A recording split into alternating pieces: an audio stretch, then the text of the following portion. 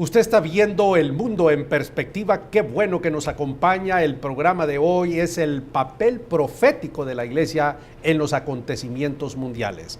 Para desarrollar este programa me acompaña Hugo Melvin Aldana, guatemalteco, domiciliado en la ciudad de Los Ángeles. Bienvenido al programa de hoy. Un gusto estar con el doctor Saldívar. Y me acompaña César Gómez, original de Bogotá, del barrio Chapinero, César. No, por ahí cerquita. Por ahí cerca del barrio Chapinero, domiciliado en la ciudad de Nueva York. Es un gusto, gracias por la invitación. Y bueno, hoy vamos a hablar acerca del papel profético de la Iglesia. Entonces, ilumínenme, por favor. Maestro. Maestro, dígame. Creo que uno de los aspectos importantes de la Iglesia en nuestros tiempos es su rol profético. Se habla mucho de profecía dentro de la Iglesia. Se habla mucho de decir mensajes dentro de las congregaciones en ese nivel, ¿no?, de profecía, pero poco se hace en el campo de la nación, del país. ¿Qué iglesia se levanta o qué pastor se levanta para decirle a la nación y a los gobernantes qué le parece a ese pastor, de acuerdo a la palabra de Dios, el trabajo que está haciendo, o su cercanía, como un Isaías que estaba cerca del rey en cuanto a su trabajo profético? Eso es muy importante porque cuando hablamos del papel profético tenemos que irnos, César, al Antiguo Testamento. Así es. Sí, Y los profetas del Antiguo Testamento ejercieron su papel profético. Así es. El problema que yo observo es que desafortunadamente un sector importante del liderazgo de la Iglesia identifica la profecía con predicciones. Así es. Y se les olvida uno de los elementos fundamentales de la profecía en el Antiguo Testamento, la denuncia. La denuncia profética. Así ¿Qué, es. La qué denuncia. es la denuncia profética? Bueno, la denuncia profética es el acto bajo el cual el hombre de Dios llama a cuentas y llama a la atención a los gobernantes de una nación por aquellas cosas que se salen de la norma de Dios. Hábleme usted específicamente de un hombre del Antiguo Testamento, de un profeta que ejerce denuncia profética. Bueno, Jeremías es uno de los paradigmas en el Antiguo Testamento porque él tiene que hablarle a la clase política, llamémoslo de esa manera, y a los sacerdotes que se habían corrompido, habían violado el pacto.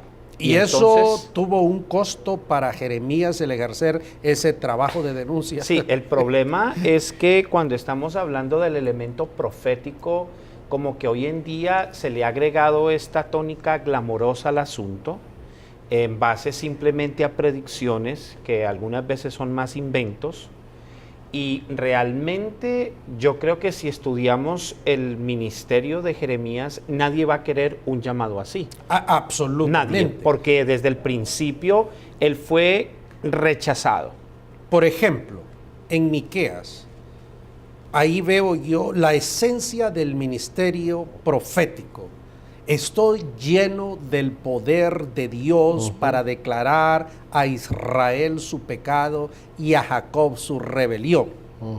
Pero vivimos en una época donde los profetas se enorgullecen de andar el celular, el número celular del presidente, del ministro, de grandes personalidades con las que tenemos compromisos morales que no nos permiten a veces hablar como Miqueas. Un compadrazgo, hay un amiguismo. Porque resulta que el pastor que tiene prominencia tiene que ser políticamente correcto. Politically correct. A ver, y expliquémosle a nuestra audiencia qué significa la expresión que está muy de moda, que no, en mi época esa expresión no existía tal cual, políticamente correcto. Bueno, es una afirmación, es una expresión en la que usted tiene que tener mucho cuidado que lo que usted dice no ofenda a nadie. Esa es la idea. Entonces, con mis declaraciones, con mis opiniones, yo no puedo ofender, yo no puedo atacar, yo no puedo excluir, yo no puedo señalar a nadie. Entonces, de cierta manera, hay que maquillar los acontecimientos para que no suene grosero, para que no moleste ni inquiete, en este caso, a la clase política. Eso significa entonces, Melvin, que Jesucristo no fue políticamente correcto. En ninguna porque manera. Porque el llamarle a los fariseos sepulcros blanqueados, pues hombre, yo no veo, a ver. No solamente eso, pero cuando le dice, manda a decir, vaya dígale a esa zorra, o a ese zorra, la palabra es zorra. A Herodes. A Herodes. Sí. A ver, explíquenos, maestro, ¿qué significa esa expresión? Bueno, porque el hombre es profesor de griego y sabe hacer exégesis, pero después de haber hecho todas las críticas. Exacto. Como nos enseñaba la doctora Barrientos. La doctora Barrientos. Venga. Bueno, hay que entender desde el asunto, desde el origen de este clan de Herodes, o de la familia, de la dinastía herodiana, de la dinastía de Herodes. Con Herodes el Grande. Sí, nosotros tenemos que entender, el idumio. Exactamente. Porque no era judío. Exactamente, él no era judío. Era un extranjero. Exactamente, que los eruditos afirman que hay cierta comparación entre Herodes y Jesús, cierta cuestión en cuanto a Esaú y Jacob. Porque sabemos de dónde vienen los idumios. Los idumios eran descendientes de Esaú. Exactamente, edomita. Sí, claro, ahora, el hermano mayor de Jacob. De Jacob. Ahora, el asunto es que Herodes el Grande llega al poder de una manera maquiavélica y supremamente astuta, porque acerca de unas tramas, sabemos que él traicionó a su amigo políticamente, ¿cierto? Y él adquiere el poder después de haber sido un traidor. Él se la jugó y fue donde fue a Roma, y a través de un gran discurso los convenció de que él era, a pesar de su falla y de su traición, era un hombre leal y era correcto. Entonces, no solamente esto, sino que Herodes era la persona que fue capaz de mandar a matar a sus hijos y a sus esposas cuando él presentía que le iban a dar un golpe de estado. Y después matar a todos los niños menores de 2 años. Exactamente, para que alguien, por lo menos el día que él se muera, y también que él quería mandar a matar a la gente para que el día que a él lo fueran a enterrar hubiera gente llorando. También. Que no se cumplió. Pero entonces sus hijos heredaron esto. Entonces, cuando Jesús está hablando, no solamente está hablando de la persona. Y este era Herodes Antipas. Antipas, que era el que Jesús le manda el mensaje. Okay. Que fue el que de cierta manera... Okay. Ese es el contexto bíblico. Rico el contexto. Ahora, ¿qué significa esa expresión? Esa expresión significa, dígale a ese tipo astuto. Aquel que pretende ser astuto. Que piensa que yo no entiendo lo que está pasando. Porque ellos pensaron, tanto Pilato como Herodes pensaron que ellos estaban tirando la pelota y que Jesús era un títere. Pero cuando Jesús le responde a Pilato, mira, si yo quisiera, solamente tengo que decir una cosa y ángeles vendrían acá. O sea, el poder que en ese momento Pilato tenía sobre él era porque se estaba cumpliendo la agenda de Dios y no la agenda ni de Herodes, ni de Pilato, ni de los saduceos, ni tampoco de los fariseos. Entonces, esa expresión, dígale a esa zorra, dígale a ese astuto, a esa persona que desde los orígenes de su padre y de su reino ha creído que se ha burlado y ha manipulado las cosas a su antojo. Ese es el contexto de esa frase. En resumen, Jesús no fue políticamente correcto. Para nada, Jesús no fue políticamente correcto. Y dándole correcto. La vuelta a la tortilla, el ejercicio profético de la iglesia no tiene nada que ver con esa expresión políticamente correcta. Imagínese usted a cuántos gobernantes habría que decirle zorra en este tiempo. A la vida. Porque llegan al poder con 1000 trampas, porque porque un montón de peripecias para mantenerse en el poder, porque son inmorales, porque violan la ley, la constitución, etcétera. Ve a decirle esa zorra. Sin embargo, el pastor o el profeta que tiene la oportunidad de estar cerca de él, en vez de decirle esto está mal, denunciar aquel pecado, aquella falta, todo lo contrario, se hace y se acomoda y le dice cosas políticamente correctas para que aparezca en una buena posición ante el gobierno. Entonces, el papel de la iglesia y el papel de los ministros no es un papel fácil, porque inmediatamente ese pastor o ese profeta se ponga en esa posición, en nuestros contextos no va a regresar para el segundo mensaje. No es popular. ¿Verdad? No, y no regresa tampoco. Si ustedes se acuerdan cuando Amós fue a dar la profecía, ya en la salidita estaba diciendo, mira, aquí no vengas a profetizar más, ándate para tu casa. Dice, mira, pues yo no soy profeta ni hijo de profeta, a mí Dios me dijo que viniera y les dijera esto, ¿verdad? Pero definitivamente que es incómodo. Ahora bien, dándole también el contexto, porque no estamos en el tiempo de esos profetas, ni en el Antiguo Testamento, estamos en el siglo XXI. Pasemos al siglo XXI. ¿Cuál sería entonces la manera inteligente, sabia, prudente de hacer exactamente lo mismo sin irle a decir, zorra, yo voy con el presidente de mi país y le digo, hey, zorra, el señor te viene a decir y yo no salgo de ahí, voy directo a la cárcel? Además es que sería una falta de respeto totalmente, también, ¿verdad? Totalmente. No se le podría decir ni sarcástica ni esto es una falta de respeto, porque a los dignatarios hay que respetarle y si es el presidente es señor presidente. Pero, así es. Pero aquí viene el problema y el cinismo de la sociedad, ¿cierto? Sobre todo en una nación como la que yo vivo, donde ni el pueblo, ni los artistas, todo mundo le falta el respeto y se ríe públicamente del presidente. Y en muchos de nuestros países es así. La gente se ríe, se burla, pero se queda todo ahí. Y ahora le sacan memes. Memes. Que eso no existía en mi época. Ahora están los memes. Sí, eso es algo nuevo. Pero ahí viene el problema. Pero cuando se trata de una denuncia seria, donde estamos tratando de, por lo menos, profesar la justicia que la iglesia debe proclamar, no hay. Vivimos en una etapa donde realmente la gente quiere ser políticamente correcto porque le conviene, porque es lo popular y porque desafortunadamente, y no tratando de ser confrontacionales, pero entonces todo el mundo quiere jugar la política del buen vecino. Y una cosa que a mí me parece bárbara es, estamos hablando de censurar el pecado, pero un gran problema es cuando el profeta en este tiempo es censurable, ¿verdad? Que es el problema de, hombre, es que uno mira, los profetas del Antiguo Testamento eran hombres contemplativos, hombres de Dios, era el siervo de Dios con todas sus letras, y como usted diría, siervo con S mayúscula, ¿no? Un hombre que cuando estaba enfrente del rey, el hombre sabía que ahí estaba la misma presencia de Dios. El Natán que le dice a David, pues Señor, todo lo que le acabo de decir, ese hombre eres tú. Ah, pero ¿qué tal David le dice? Ah, sí, vos, pues, pero vos también tenías otra mujer aquel día, pues. O sea, pero vos también tenés unos hijos que yo no sé, como en cierta ocasión una señora predicando, le dice, ¿usted le gustaría saber, le gustaría saber acerca del reino? Y el hombre le contestó, no, a mí lo que me gustaría saber es de quiénes son los 3 hijos que cargas ahí. Ala, esa es una buena pregunta. Tenemos que ir a una pausa. Usted está viendo El Mundo en Perspectiva. No se vaya, quédese con nosotros. Agrégale educación a tu vida y cambia el futuro de tu iglesia. Sé un líder, estudia terapia familiar. 5 módulos, 5 exámenes, 10 meses y un diploma que te preparará para orientar a las familias de tu iglesia. Todo lo que necesitas saber en el teléfono 904-415-3464.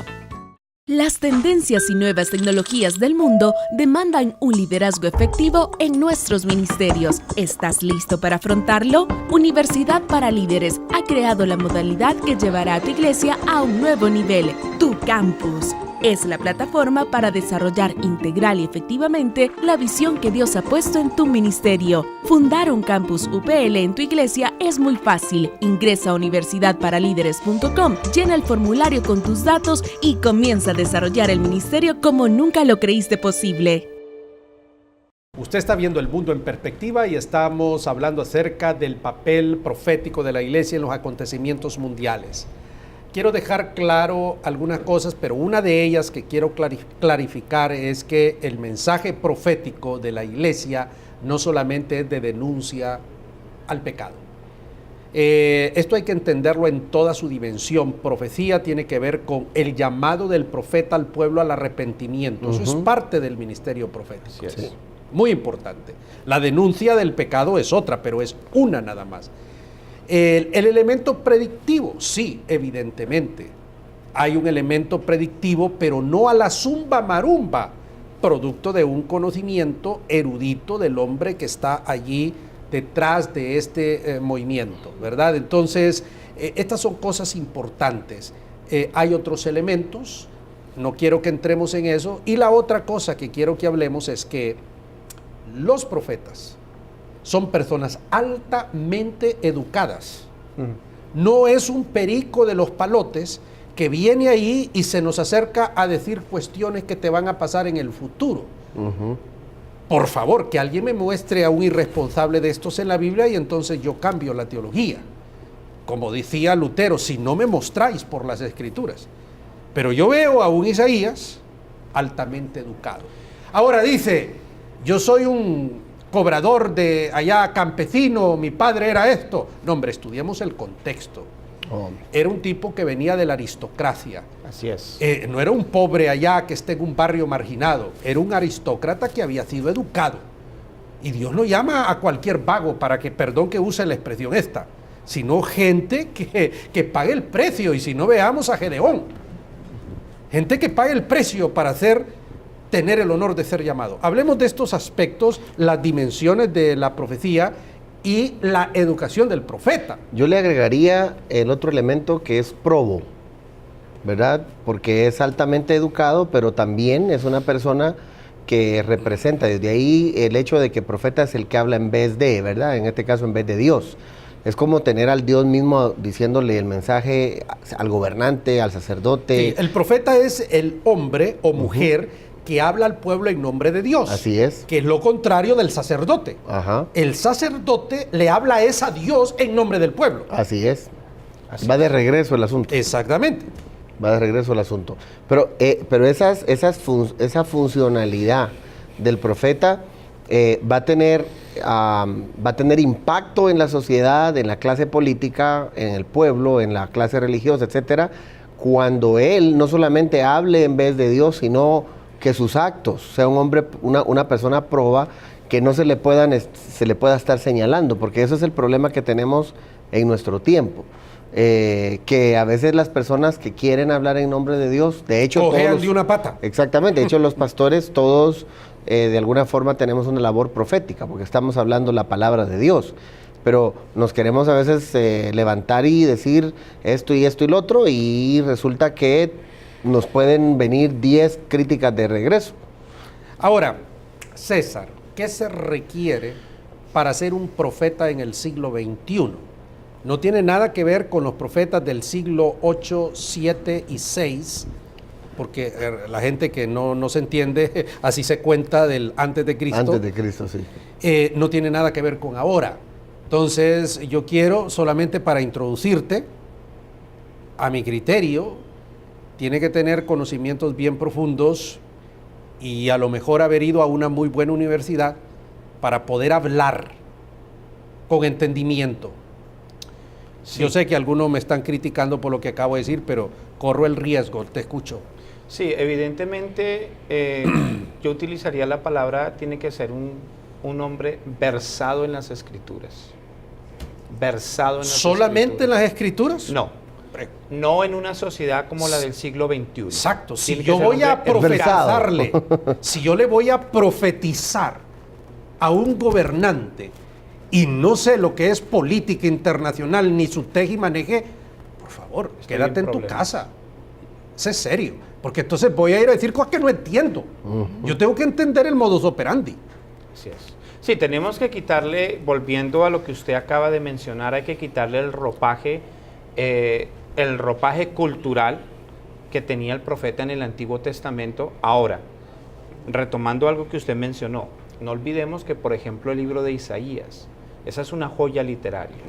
El solo libro de Isaías tiene todas las figuras retóricas del lenguaje, no de la Biblia, del lenguaje literario. Verbigracia. Exacto. Por ejemplo, cuando nosotros leemos el canto a la viña en Isaías capítulo 5, ¿cierto? Está lleno de metáforas, está lleno de similes, está lleno de oxímorons, está lleno de analogías, está lleno de parábolas, el libro de Isaías. ¿Y cómo conectas eso con lo que estamos hablando? Que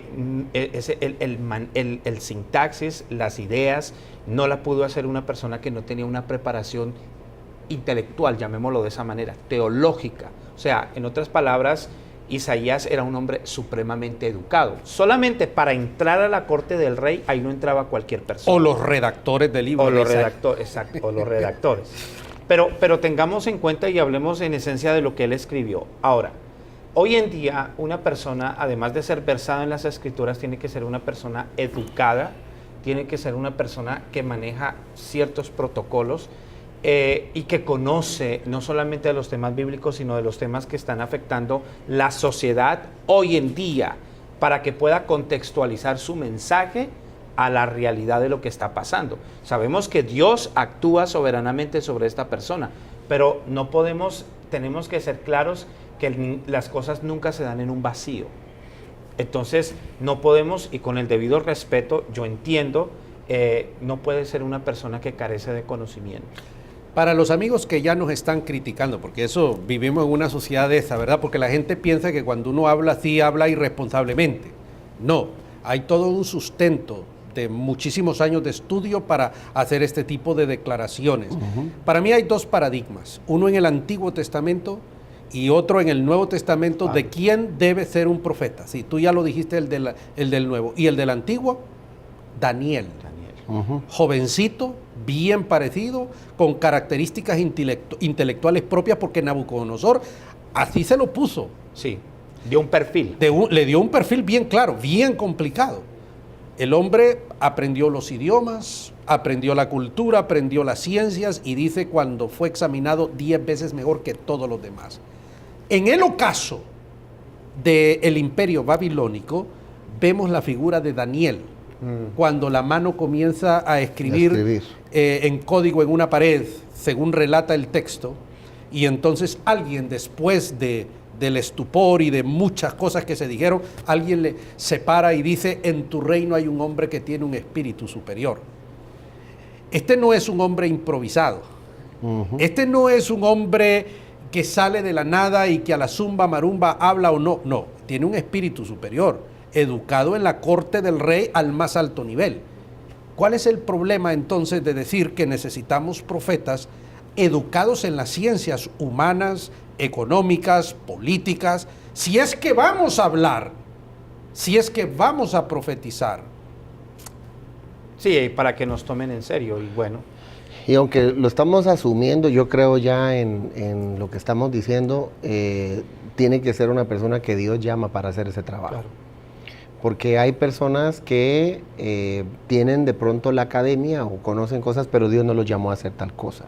Entonces, al igual que los ministerios principales de la iglesia, es un llamado de Dios, y esa persona que Dios llama para hacer ese trabajo, él lo va a saber, él lo va a sentir, debe prepararse. Y la iglesia ha hecho mucho énfasis en el llamado, pero ha hecho cero énfasis en la preparación. Sí, es cierto. Ha hecho mucho el asunto. Dios te llamó, como era el eslogan de unos hermanos en Los Ángeles: si eres llamado, serás ordenado, ¿no? Pero era así como que el llamado... Y si estás ordenado, es que te ha llamado. Sí,